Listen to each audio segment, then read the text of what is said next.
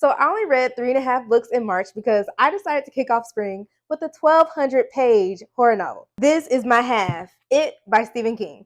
Y'all, Stephen King is the GOAT for a reason. So the first 700 and plus pages are literally backstory.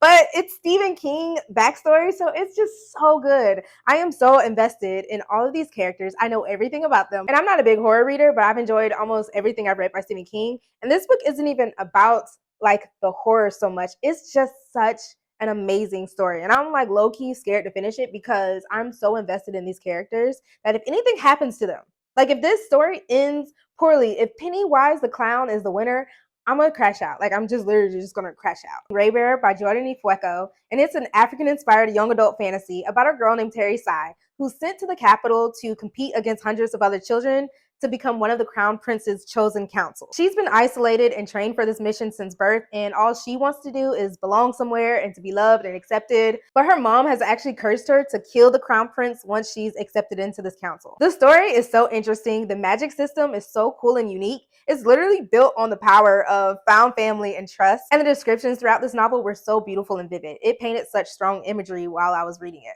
It is a 4-star book for me, and I'm definitely reading the rest of the series. Onyx Storm by Rebecca Yarros, and I can't lie, I was disappointed by this book. Like, I was just confused, majority of it. It's introducing all of these random characters I've never heard of, all these random places that I don't know what they mean, all of these random gods that all of a sudden have such huge importance in the story that I'm just like, what are we talking about? I hate reading books and just like feeling confused. And a lot of my favorite minor characters, which I feel help carry this series, didn't get their personalities shown as much in this book as they did in others in the Fourth Wing series. But the dragons were still top tier, and Darna, Terrence, Sigil, like they are still the best things in the world about these books. It's still an enjoyable read. It was okay. I just feel like I could tell that this was supposed to be a trilogy, and now she's just kind of freestyling at this point and trying to, I don't know, make the story longer. 3 stars.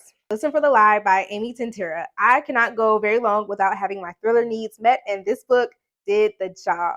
It follows Lucy, who was found wandering the streets at night covered in her best friend's blood. She has no memory of the night, but everyone in her hometown thinks that she did it, that she killed her best friend, but there's not enough evidence to arrest her. Then 5 years later, a true crime podcast host named Ben decides to investigate and get to the bottom of the story, and Lucy actually decides to help him and figure out once and for all if she is guilty. This book on audiobook was so good. I love audiobooks. I know how to use the platform to their advantage and give us these like top tier podcast scenes, tape recording scenes. Like it was so entertaining. It was such a fun ride. I finished it in like 2 days and the plot twist blew my mind. 4.5 stars. I cannot recommend it enough.